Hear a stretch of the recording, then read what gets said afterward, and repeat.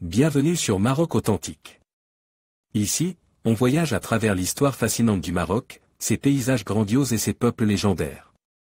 Mais on explore aussi les mystères de l'univers, et parfois, on s'aventure même dans l'irréel. Prêt à plonger dans l'inconnu? Allez! C'est parti pour notre voyage à travers le Maroc. Saviez-vous que derrière chaque montagne, chaque médina et chaque désert se cachent des secrets vieux et millénaires? Les cités perdues de l'Atlas, les légendes berbères, les mystères d'Exour avec des portes anciennes gravées de symboles inconnus. Des énigmes qui intriguent les historiens depuis des siècles et où l'on peut croiser la frontière entre le réel et la légende. Préparez-vous, car ces découvertes vont vous surprendre. سلام للجميع. هل أنتم مستعدون لرحلة استثنائية عبر الزمان والمكان؟ على هذه القناة ماروك أوثنتيكي سنكشف معا أسرار المغرب العظيم من حضارته التاريخية العتيقة إلى طبيعته الخلابة ومن حكايات شعبه الأصيل إلى أساطير قديمة تثير الدهشة. لذا مرحبا بكم في رحلة لا مثيل لها. هنا نكشف المغرب كما لم تعرفوه من قبل، أساطير التاريخ، أماكن تخطف الأنفاس، وألغاز تذهل العقل. لكن هل تعلمون أن هذه الأسرار تربطنا بالأرض والكون؟ تابعونا لنخوض معا في حكايات تختلط فيها الحقيقة بالخيال.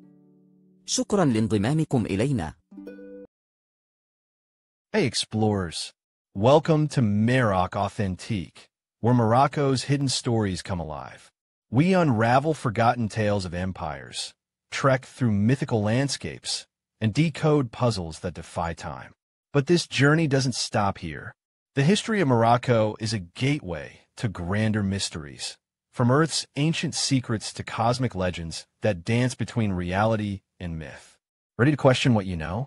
Let's begin.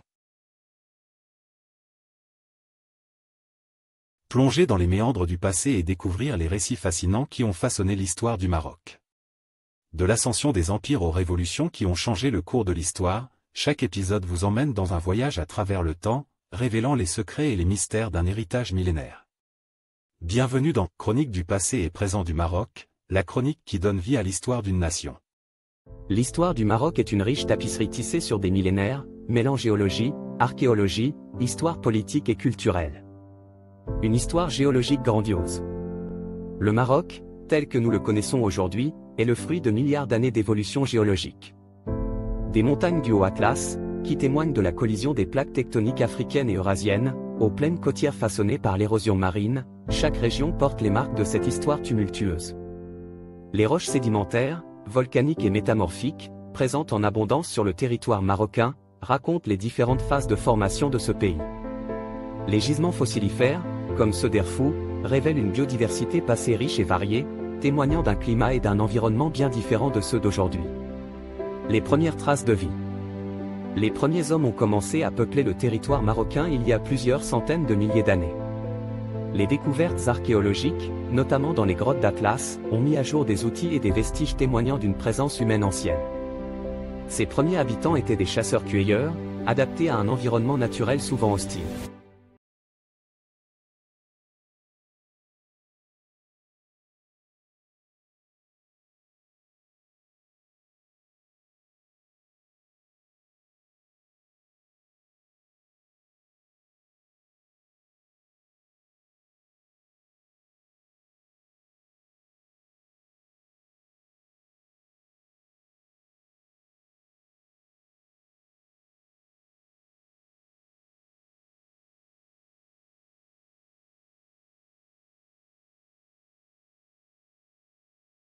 Le Maroc, officiellement connu sous le nom de Royaume du Maroc, est un pays situé à l'extrémité nord-ouest de l'Afrique. Il est bordé par l'océan Atlantique à l'ouest, la mer Méditerranée au nord, l'Algérie à l'est et la Mauritanie au sud. Voici une description géographique complète du Maroc. Relief et topographie. Le Maroc présente une topographie variée, avec des montagnes, des plaines, des déserts et des côtes. Montagnes. Atlas, le Maroc est traversé par 3 chaînes de montagnes principales. Moyen Atlas, situé au nord, il abrite des forêts de cèdres et des plateaux. Au Atlas, la chaîne la plus élevée, culminant au Toubkal, 4167 mètres, le plus haut sommet d'Afrique du Nord. Anti-Atlas, au sud, il est plus aride et moins élevé. Rif, au nord, près de la Méditerranée, cette chaîne montagneuse est moins élevée mais très verdoyante. Plaines. Les plaines atlantiques, comme celles du Garb et du Haouz, sont fertiles et propices à l'agriculture. La plaine du Souss, au sud, est également une région agricole importante. Désert. Le Sahara marocain s'étend au sud-est, avec des paysages de dunes, ergues, et de plateaux rocheux, Hamada. Le désert du Sahara est une région aride et peu peuplée, mais riche en ressources naturelles. Côtes.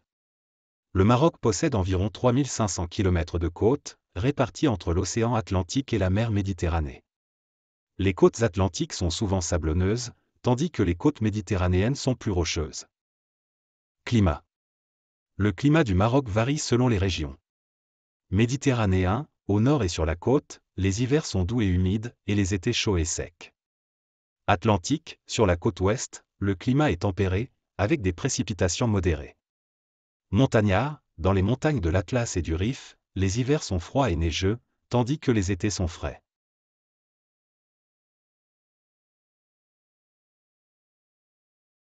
Désertique, au sud et à l'est, le climat est aride, avec des températures extrêmes, très chaudes le jour et froides la nuit. Hydrographie. Le Maroc possède un réseau hydrographique varié, bien que certaines régions soient arides. Fleuves principaux. Rabia, le deuxième plus long fleuve du Maroc, qui se jette dans l'Atlantique. Sebou, le plus long fleuve du Maroc, qui traverse les plaines du nord. Moulouya, le plus grand fleuve du Maroc oriental, qui se jette dans la Méditerranée. Dra, le plus long fleuve du Maroc, qui traverse le sud et se perd dans le désert. Lacs et barrages. Le Maroc compte plusieurs lacs naturels et artificiels, ainsi que des barrages pour l'irrigation et la production d'électricité. Régions géographiques. Le Maroc est divisé en plusieurs régions géographiques distinctes. Nord, dominé par les montagnes du Rif et la côte méditerranéenne. Centre, comprend les plaines atlantiques et les montagnes de l'Atlas. Sud, caractérisé par le désert du Sahara et les oasis. Est, région aride et montagneuse, proche de la frontière algérienne.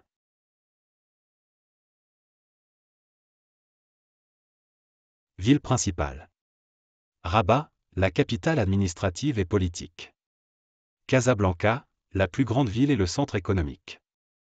Fès, ville impériale, connue pour sa médina historique. Marrakech, ville touristique, célèbre pour ses souks et ses monuments. Tanger, port stratégique sur le détroit de Gibraltar. Agadir, station balnéaire sur la côte atlantique. Ressources naturelles. Le Maroc est riche en ressources naturelles, notamment. Phosphate, le Maroc est le premier exportateur mondial de phosphate. Agriculture, les plaines fertiles produisent des céréales, des agrumes et des olives. Pêche, les côtes atlantiques sont riches en poissons. Énergie solaire, le désert marocain est exploité pour l'énergie solaire, projet Nord. 7. Environnement et biodiversité. Le Maroc possède une biodiversité variée, avec des écosystèmes allant des forêts de cèdres aux déserts arides. Les parcs nationaux, comme celui de Toubkal ou du Souss-Massa, protègent des espèces menacées comme le lion de l'Atlas, éteint, ou l'ibis chauve. En résumé, le Maroc est un pays géographiquement diversifié, offrant une grande variété de paysages, de climats et de ressources naturelles. Cette diversité en fait un pays unique en Afrique du Nord et dans le monde. Des civilisations anciennes aux empires puissants. Le Maroc a été le théâtre de nombreuses civilisations successives. Les Phéniciens, puis les Carthaginois, ont établi des comptoirs commerciaux le long de la côte atlantique. Les Romains ont ensuite conquis la région et laissé d'importantes traces de leur présence, notamment à Volubilis. Après la chute de l'Empire romain, le Maroc a connu une période de troubles, marquée par les invasions vandales et byzantines. L'arrivée de l'islam au 8e siècle a profondément transformé le paysage culturel et politique du Maroc. Les dynasties idrissides, almoravides, almohades, mérinides et sadiennes se sont succédées, édifiant des villes magnifiques et des monuments emblématiques, tels que la Koutoubia à Marrakech ou la Hassan II à Casablanca. Ces empires ont joué un rôle majeur dans l'histoire de l'Afrique du Nord et de la péninsule ibérique. La naissance d'une nation moderne. Le Maroc a connu une période de protectorat français et espagnol au début du XXe siècle. Après une longue lutte pour l'indépendance, le pays a retrouvé sa souveraineté en 1956. Depuis lors, le Maroc s'est engagé dans une modernisation constante, tout en préservant son riche patrimoine culturel. Un peuple métissé et fier de ses traditions. Au XXe siècle, les Vandales, un peuple germanique, envahirent l'Afrique du Nord et s'emparèrent du Maroc. Leur domination fut de courte durée, mais ils laissèrent néanmoins quelques traces de leur passage. Les Vandales étaient des Ariens, une secte chrétienne considérée comme hérétique par l'Église catholique. Leur présence a donc contribué à complexifier le paysage religieux de la région. Les Byzantins, une présence éphémère. Après la chute de l'Empire romain d'Occident, les Byzantins tentèrent de reconquérir l'Afrique du Nord, mais leur présence fut limitée dans le temps. Ils occupèrent brièvement certaines régions du Maroc, notamment les villes côtières, mais durent finalement céder face aux pressions des tribus berbères et des Arabes.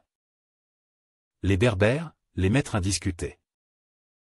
Les Berbères, peuple autochtone du Maghreb, ont toujours été présents sur le territoire marocain. Ils ont résisté aux différentes vagues d'invasion et ont conservé leur culture et leurs traditions. Après le retrait des Romains et des Byzantins, les Berbères ont connu une période de relative indépendance, avant d'être progressivement islamisés à partir du XXe siècle. Le peuple marocain est le fruit d'un métissage millénaire, marqué par les influences berbères, arabes, africaines et européennes. Cette diversité culturelle se reflète dans les langues parlées, arabes, tamazites, français, dans les traditions, dans la cuisine et dans l'art de vivre. Les Marocains sont profondément attachés à leurs valeurs et à leur identité, tout en étant ouverts sur le monde. Le Maroc, terre millénaire, a été le théâtre de nombreuses civilisations qui se sont succédées et ont laissé leurs empreintes indélébiles. L'Antiquité, en particulier, a été une période particulièrement riche en événements et en échanges culturels. Plongeons-nous ensemble dans cette fascinante histoire, de l'arrivée des Phéniciens jusqu'au tumulte de la période vandale. Les Phéniciens, les premiers commerçants. Les Phéniciens, peuple navigateur et commerçant de l'Antiquité, furent les premiers à s'établir sur les côtes marocaines. Attirés par les ressources naturelles et la position stratégique du pays, ils fondèrent de nombreux comptoirs commerciaux, tels que Lixus, Larache actuelle, et Volubilis. Ces cités-États phéniciennes ont joué un rôle essentiel dans le développement des échanges commerciaux entre l'Afrique du Nord et le bassin méditerranéen. La domination romaine. Après la chute de Carthage, les Romains conquirent le Maroc et y établirent la province de Maurétanie-Tingitane. Volubilis devint l'une des plus importantes villes de cette province, avec ses magnifiques mosaïques et ses monuments témoignant de la grandeur de Rome. Les Romains ont laissé une empreinte profonde sur le Maroc, en introduisant leur langue, leurs coutumes et leurs techniques agricoles. Le Maroc a obtenu son indépendance en 1956. Voici quelques-uns des sites archéologiques les plus importants de l'Antiquité au Maroc. Volubilis, ruine d'une ville romaine, classée au patrimoine mondial de l'UNESCO. Lixus, ancien comptoir phénicien, important centre commercial à l'époque antique. Mogador, ancienne ville phénicienne, aujourd'hui Essaouira, port important sur la côte atlantique de son importance dans l'histoire du Maroc. Lixus aujourd'hui. Aujourd'hui, le site archéologique de Lixus se présente comme un musée à ciel ouvert, offrant aux visiteurs un voyage fascinant dans le temps. Les vestiges de la ville antique, magnifiquement conservés, permettent de se plonger dans l'atmosphère de l'époque phénicienne, romaine et maurétanienne. Lixus est un site incontournable pour les amateurs d'histoire, d'archéologie et de patrimoine, un véritable trésor national qui rappelle la richesse et la diversité de l'histoire du Maroc. En plus de son importance historique et archéologique, Lixus offre également un cadre naturel exceptionnel. Situé au bord de l'océan Atlantique, le site bénéficie d'un panorama époustouflant. Les visiteurs peuvent se promener dans les ruines antiques, profiter de la brise marine et admirer la beauté sauvage du paysage environnant. Lixus est un site archéologique d'une richesse inestimable, un patrimoine national qui mérite d'être préservé et valorisé. Les efforts conjugués des autorités marocaines.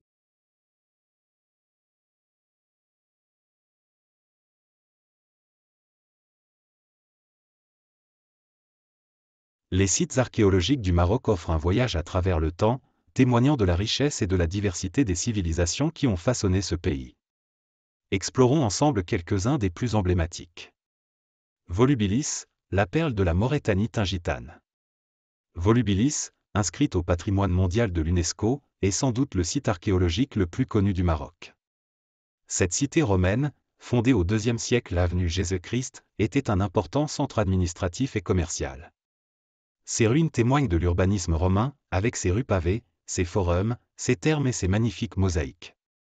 Lixus, le jardin des pommes d'or d'Hercule. Situé près de Larache, Lixus est une cité antique qui a connu une histoire mouvementée. Fondée par les Phéniciens, elle a été occupée successivement par les Carthaginois, les Romains et les Vandales. Les fouilles archéologiques ont mis à jour des vestiges impressionnants, tels que des nécropoles phéniciennes, des thermes romains et un port antique. Chéla, un creuset des dynasties. Chéla, situé à Rabat, est un complexe archéologique qui comprend une nécropole romaine, une mosquée almohade et des jardins. Ce site est particulièrement intéressant pour comprendre l'évolution de l'architecture et de l'urbanisme au Maroc, de l'Antiquité à l'époque médiévale. Autre site d'intérêt. Salah Colonia, située près de Rabat, Salah Colonia était une ville romaine importante. Les fouilles ont mis au jour des thermes, des maisons et des ateliers d'artisanat. Tamuda, ce site archéologique, situé près de Tanger, est connu pour ses gravures rupestres préhistoriques. Rira, ce site, situé près de Volubilis, a été occupé de l'époque romaine à l'époque médiévale. Les fouilles ont permis de reconstituer l'environnement et les modes de vie des populations locales.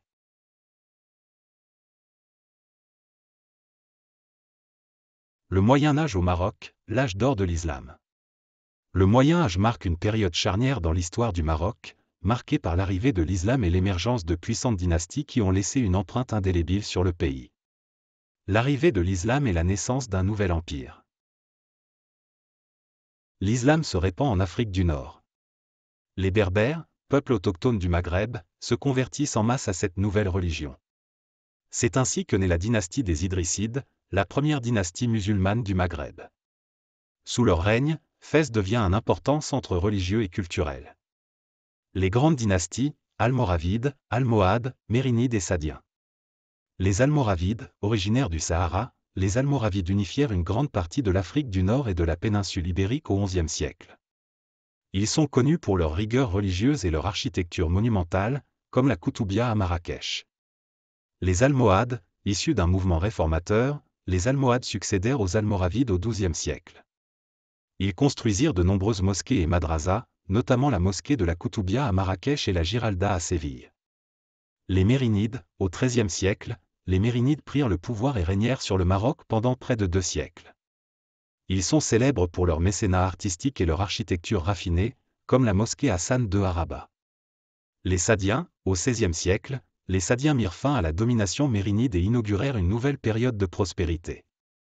Ils sont connus pour leur mausolée à Marrakech et leur rôle dans l'exploration de l'Afrique. L'héritage de ces dynasties. Ces dynasties ont laissé un héritage considérable au Maroc. L'architecture, les mosquées, les palais, les madrasas et les fortifications construites sous ces dynasties témoignent d'un savoir-faire architectural remarquable et d'une grande créativité artistique.